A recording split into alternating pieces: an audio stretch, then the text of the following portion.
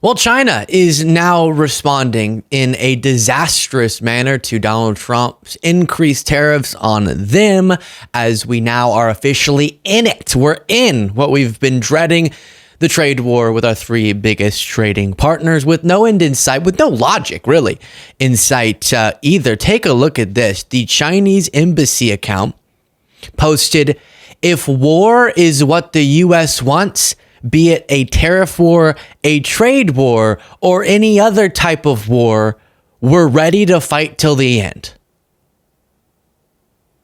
Oh no. Now I have so many other things to show you.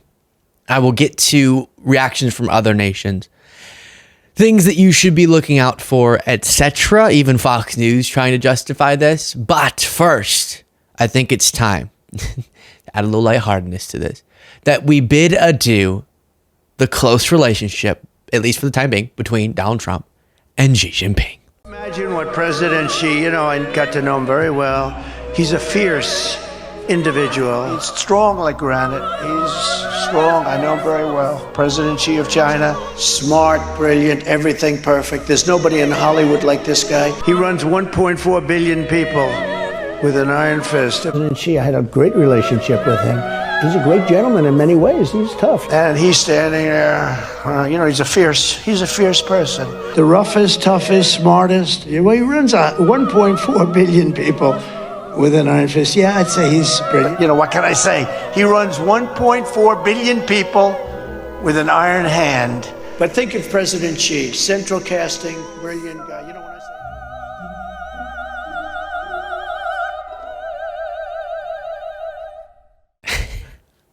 Okay, so there's that.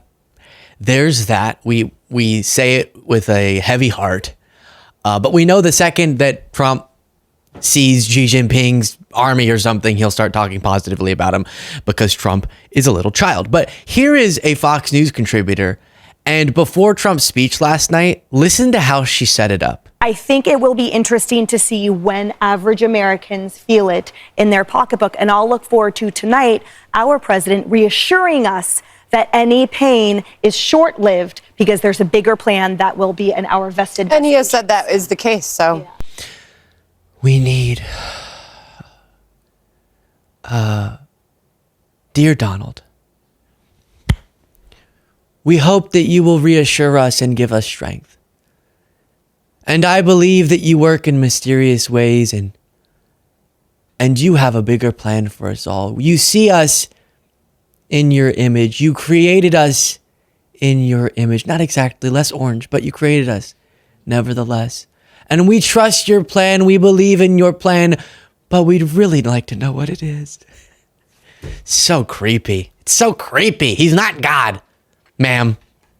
My goodness. Now, checking in on the other reactions. Actually, before Trudeau, this will be a little quicker, then we'll look at a few moments from Trudeau. AP reports Mexico President Claudia Sheinbaum said Tuesday that Mexico will respond to 25% tariffs imposed by the United States with its own retaliatory tariffs on U.S. goods. Sheinbaum said she will announce the products Mexico will target on Sunday in a public event in Mexico City's Central Plaza, perhaps indicating Mexico still hopes to de-escalate the trade war set off by U.S. President Donald Trump. Now, if he does bring these tariffs back or pauses them again, we have to be prepared to explain to people this is not a part of God's bigger plan. This is not a part, it may be a part of God's bigger plan, but it's not a part of God Trump's bigger plan.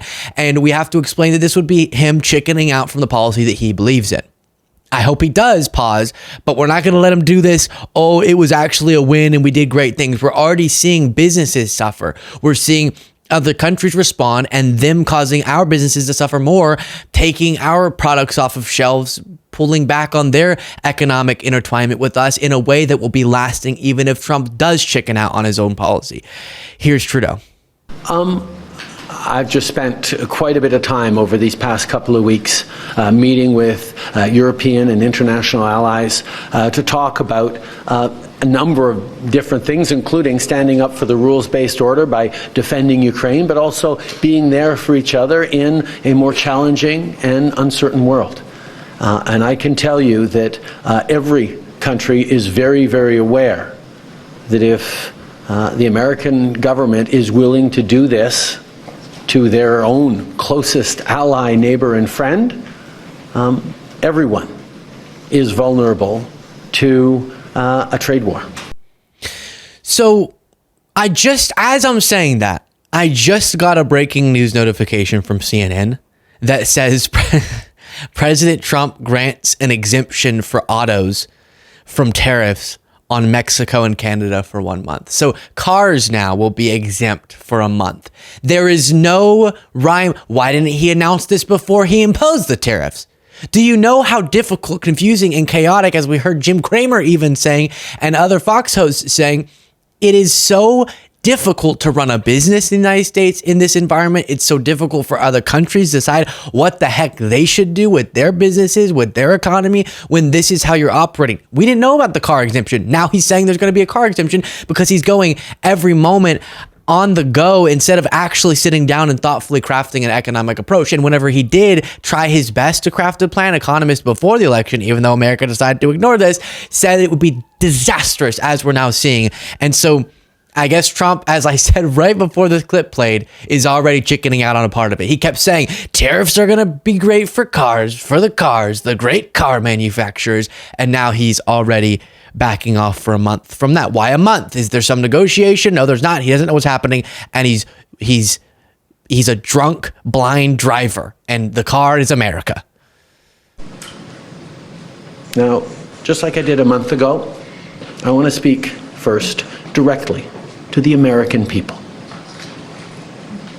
We don't want this. We want to work with you as a friend and ally.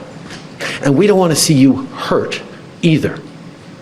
But your government has chosen to do this to you. As of this morning, markets are down, and inflation is set to rise dramatically all across your country. Your government has chosen to put American jobs at risk, at the thousands of workplaces that succeed because of materials from Canada or because of consumers in Canada, or both. They've chosen to raise costs for American consumers on everyday essential items like groceries and gas, on major purchases like cars and homes, and everything in between. Remember that USMCA, the trade deal that we were operating under until Trump violated it with this, is the deal that Trump apparently crafted beautifully and perfectly and signed himself last term. So he's violating his own agreement and saying the person who made the last agreement's an idiot, and it was him. The absurdities don't stop with this. And now, again, he's pausing car-related tariffs because someone came into his office, like we saw Bret Baier have to explain, even a Fox host having to explain, and said, hey, these products, it's a bunch of parts that go all over the place, across the borders, multiple times, manufactured. This product's there, this part's there, that part's there. Then they go across and they go back across to be assembled, and they come back across to be sold. And they can cross 1, 2, 3, 4, 5, 6, 8 times. Are you really going to do this to the car industry? And probably someone came in and said that just today. So he said, all right, fine. Pause that one. But this is the reality of someone who's economically illiterate, where no one knows how to plan their businesses. No one knows what to do with employment because Trump is making things so unsettled, unstable, and incoherent that it would be ridiculous to charge forward on any plans until we know more. What was that? Customer, that's right. I think in terms of what he wants, I heard he talked about banking again this morning in a tweet, which doesn't make any sense because American banks, there's about 16 American banks currently active in Canada holding about $113 billion worth of assets in this country. So the American banks are alive and well and prospering in Canada. Yeah, Trump says that American banks can't operate in Canada. I don't know. He gets these ideas from the nastiest place in the world where the sun don't shine. His butt. It's an example of not really being able to see what it is that he wants, because even the excuse that he's giving for these Paris tariffs today of fentanyl is completely bogus, completely unjustified, completely false. So we actually have to fold back on the one thing he has said repeatedly, that what he wants is to see a total collapse of the Canadian economy. Because that'll make it easier to annex us, is the second half of his thought. Now, first of all, that's never going to happen. We will never be the 51st. Is that what this is about with Canada? Maybe. Honestly, maybe. Because he could genuinely think that this is the way to make Canada the 51st state. You weaken them such that you annex them. It's not happening. And actually, interestingly, it was never going to happen. I'd say this is making it less likely because there's more animosity, there's more antagonism and hostility, such that the nationalist sentiment or the anti-American sentiment from the Canadian perspective is more in vogue now than ever before, leading to more aggression towards that idea, understandably so. This is a trade war, yes. But Canadians are hurt. Canadians are angry. We're going to choose to not go on vacation in Florida or Old Orchard Beach or wherever. We're going to choose to try to buy Canadian products and forego bourbon and other classic American products. And yeah, we're probably going to keep booing the American anthem. But let me tell Americans, we're not booing you. We're not booing your teams. We're not booing your players. We're booing a policy that is designed to hurt us. What a time, all for nothing. And actually, it's not even that. It's not like he's doing something that really hurts other countries and it's not helping us at all. It's hurting us. He says this is how we lead to prosperity. He says this is how the stock market's going to soar and our wages are going to go up. But in reality, we're seeing the opposite. They said the stock market will boom if I'm elected. If he's elected, the stock market will crash. Okay. Trump's trade war tanking markets tonight, the Dow down almost 700 points. If Harris wins this election, you will quickly have a Kamala economic crash. You're going to have a crash.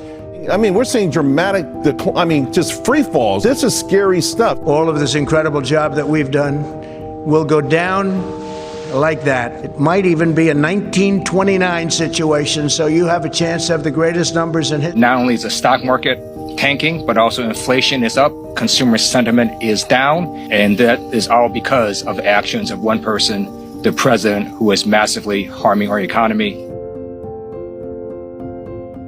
Yeah, so things are going, as Trump might say it, very great from the standpoint of bad. Here is Ontario Premier Doug Ford talking about the actions he's going to be taking in response.